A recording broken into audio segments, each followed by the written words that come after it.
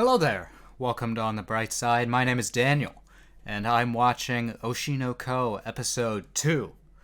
Last time, oh boy, what a doozy of an episode. Long episode, lot of stuff. We learned about Hoshino Ai and her children, who are also her fans. And now she's dead. And, we're gonna find out what what that means for the two fans who reincarnated as her kids. Ruby seems to be more interested in actually, following in those footsteps. She never got the chance in her previous life to do that, and now she has the chance. Meanwhile, Aqua is really super pissed off. He does not give a shit about anything except finding the dad and killing him. So yeah, it's been a couple of days since I watched the first episode, and I've been thinking about it non-stop. and I'll tell you what I'm most excited for. I feel like Aqua and Ruby are going to have lots of really interesting character interactions, because they have different optimisms or pessimisms about this second chance at life, but they also both knew each other and were very important to each other in their previous life. And I'm like, so many things could happen. But I guess we're going to high school, so let's get into it. If you're excited to finally get into the real Oshi no Ko, then do me a favor and subscribe and hit the bell for notifications so you don't miss a single Oshi no Ko episode going forward. I should release them all now in time with them coming out. 3, 2, 1, let's do it. Okay, so I know everyone fucking loves this opening. It's pretty great. It's really good. I'm so fucking psyched, man. No. Yes. That's a lot. Good luck.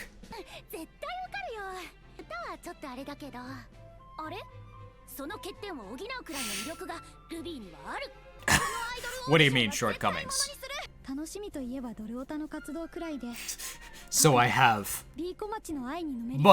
much data in my brain about it. It's very sad.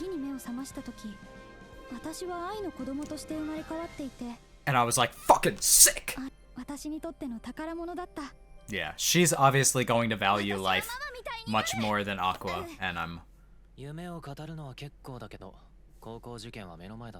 Aha! True. She has the chance to dream now, finally, so let her dream. I say.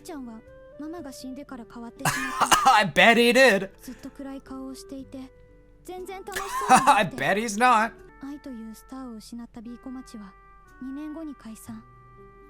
Rest in peace.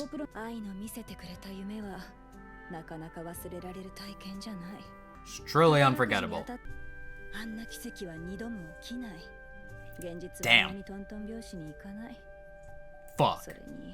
Sobering. Grab the phone. No, you cut out. I wanna know. Oh, that doesn't look good. Uh-oh. Feels bad, man. They don't know what they're missing. Looking at these posters in the back. What the fuck is Phone Club?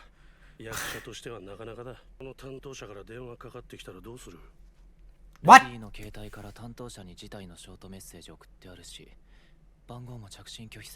Oh, I'm pissed now. Why?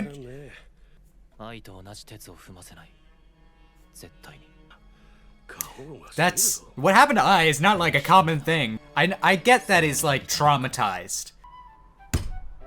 I'm mad now. Get fucked. Underground idol. That kind of sounds shady. That's what I'm wondering. Contract? Yeah, no, this has bad This is bad written all over it, girl. Just let her dream! ルビーを娘だと思って育ててきた。この子は絶対守ってみせる。娘だからこそ、どの道こうなっていたのよ。Can't fight fate. ビーコマチのですよね。うちのママがファンで。My mom, is that how old we are? Trying to figure out what kind of group scouted her isn't so bad. どういう感じの条件で働いてるの？月収10万いかないことがほとんどかな。Rough world we live in. そりゃありますよ。今じゃ悲劇だ。なんでかって言ったらその子運営と付き合ってるみたいな。いちごプロに移籍できるなら私は。You would? Unfortunately, we don't. I'm just... my guy, I'm just thinking that, like, you know if Ruby ever finds out about this, she's gonna hate you.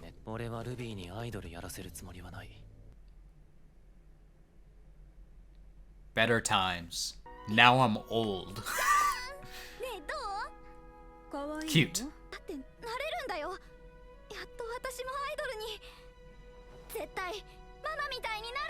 She's had a long time to think about it. ならそのグループに入るのはやめなさい。なんで They're stinky. They smell bad. うちの事務所に入りなさい。We'll promote you. 数年ぶりに新規アイドルグループを立ち上げます。Exciting. なんかしたら訴訟するからね。冗談じゃないからね。It's not a joke. Hello. Are you his mom? You're the director's mom? Editing. My favorite part about YouTube videos. No, acting is just a life skill that he uses, I guess, to make things go his way. Yep. Exactly what I just said. Don't show me that, please. 体毛や粘膜の DNA 鑑定で特定できるはずだ。だけどそのためには芸能人に直接接触できるポジションを得る必要がある。Sure, I suppose that makes sense. You're playing the long game, man. 頑張ってるが売れない役者っていう世の中に腐るほどいる人間の一人でしかなかった。Don't you act every day like you're not dying inside? 20年夢を見続けてる中年からのアドバイスだ。 Yeah. I'm listening. I'm paying attention. Give you some inspiration. You're goddamn right. Everyone's allowed to dream, and everyone's allowed to pursue their dreams. You can't stop trying to stop it.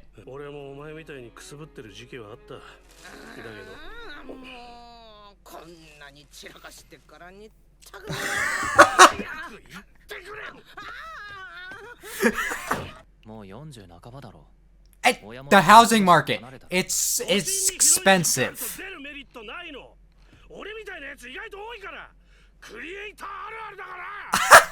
お前は愛にはなれないし、愛もお前にはなれない。愛に今のお前みたいな制作の知識があったか？お前みたいに頭の出来が良かったか？ You're a different person. 一度や二度の挫折でひよってんじゃねえ。 I've actually been set back all the way like an entire lifetime. That is the difference. He actually lived a lot more of life before he was reborn, so yeah. So he's just going here to keep an eye on her, huh? 万一弾かれるとしたら名前のせいだろうな。確かに本名星野アクアマリンだもんね。みんな Hold on. Have I found that motherfucker?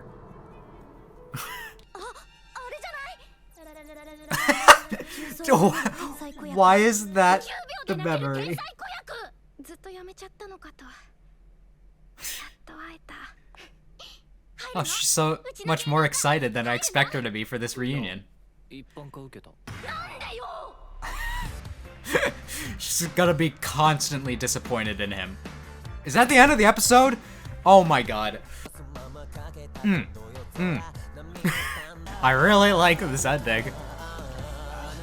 Will people kill me if I say I like this more than the opening? They're both top tier, okay? Don't murder me.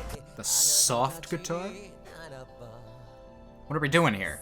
Alright, that was Oshi no Ko, episode 2. Yeah, that was good. We're obviously going on to a different part of the story than the previous one, but as far as the beginning of that story is going, it's pretty much what I expected. Which is to say, the main conflict in this, well, there's 3 main conflicts. So, both Ruby and Aqua have internal conflicts. Ruby's is much more straightforward of she wants to be an idol, and because she didn't get that chance in her previous life.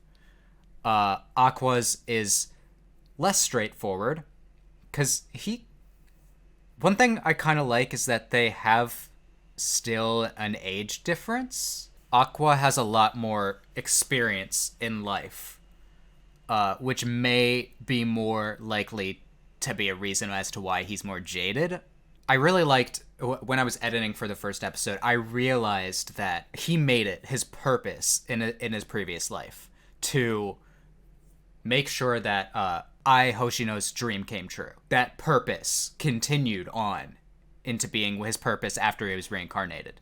I mean, he no longer had his doctor job, so really the only thing he had left was this purpose of making her dream come true, and that all came crashing down. So now that he doesn't have his other job or anything else to fall back to, no support system that he might have had in his previous life, he just has nothing.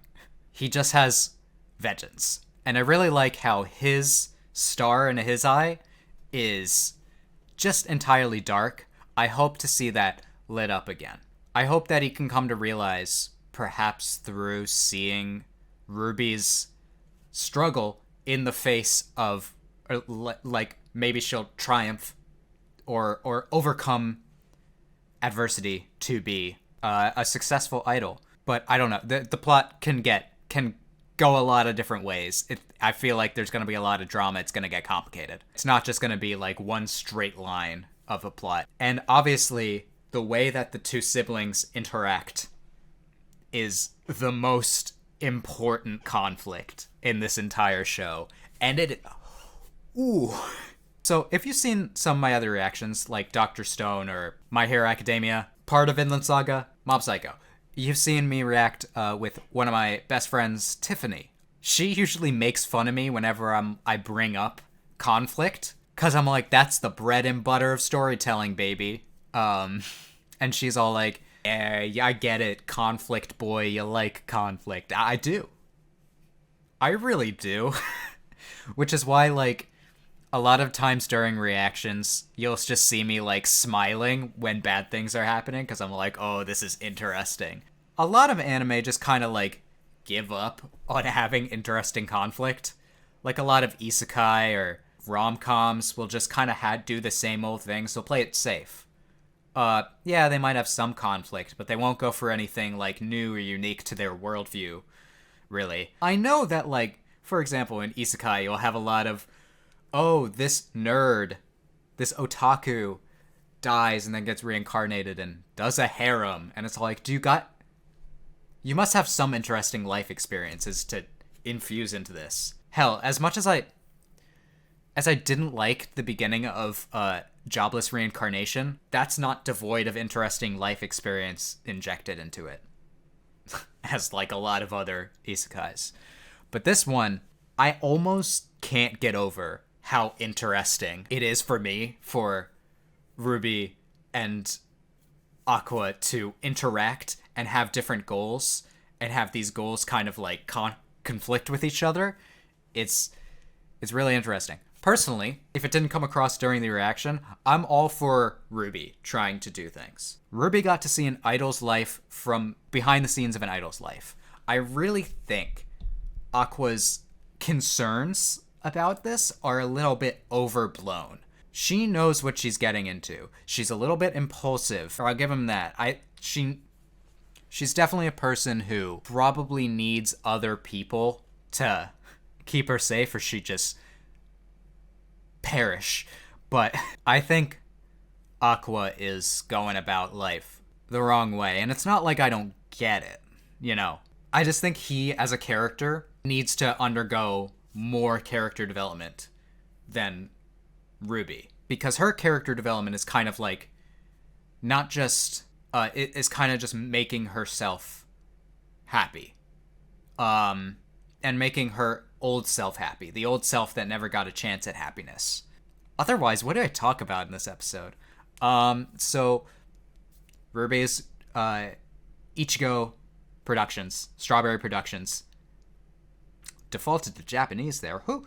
Strawberry Productions is now starting up another idol group with Ruby, and I'm very excited to see where this goes. I'm guessing some of the other girls in the intro, like Devil Horn Girl and Blue Haired Girl, will come into this. And just in general, the cast that we're going to be meeting at this school. Speaking of which, we met the girl, the red-haired girl. I don't remember her name. I'm sorry. But she is very excited to have Aqua here. I wonder if there is going to be a little bit of a crush that develops there, which calls into question the morals of that, which I definitely think that this show will get into if that does happen, because this man's going to be all like, I'm like a 40-year-old man in this body. Probably another reason why he went to the directors, because it's like, this guy's actually like my age. But I'm really interested to see what she does in the story, because maybe I feel like she's a key component in having Aqua realize that he should be doing something, like acting. Like, if she can make him realize this, that's great. And she seems very genuine, and she's all like, why aren't you acting? I hope this show continues to have some comedy. And I know the author did Kaguya, so I know that they're funny. Otherwise, I just like how really real this is about the idol industry and stuff. Straight up about the dark side. Possibly more dark sides than there are good sides. But, hey, they make money. So, capitalism. Am I right? Woo. Woo. I actually did apply to be, for Niji Sanji, but I straight up think I just don't have enough, like, streaming.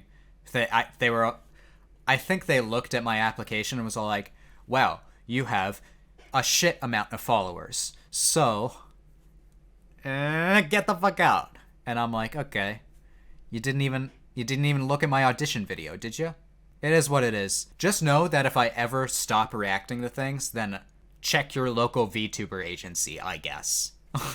So I kind of relate to the idea of, like, these things, they might have some dark sides. You're in the public eye. You're subject to a lot of people's criticisms. An object of desire for many people. You have to be okay with that. And many people don't really consider that beforehand. I'm a Ruby stan. I'm declaring it right now. And that's the last thing that I'll say about this episode. Oh, besides that, the opening and the endings are both certified bangers. Holy shit. Not as much crazy animation this episode. There are some good character acting moments. I talked about the studio Doga Kobo, and I was really impressed by the animation and art in that first episode. It's pretty clear that they're gonna pour a lot of budget into the important parts, so I'm expecting to see some interesting things more around the mid-season finale or the finale. Otherwise, solid episode. You can look forward to now reactions in time with the episodes coming out. So reactions on Thursdays. If you liked this reaction, then you can leave a like, and you can also comment, tell me what you thought about it, and you can subscribe and hit the bell for notifications so you don't miss a single Oshi no Ko episode going forward. I hope that I can make your day better, and I hope that you continue to have good days. Until next time, take it easy, everyone.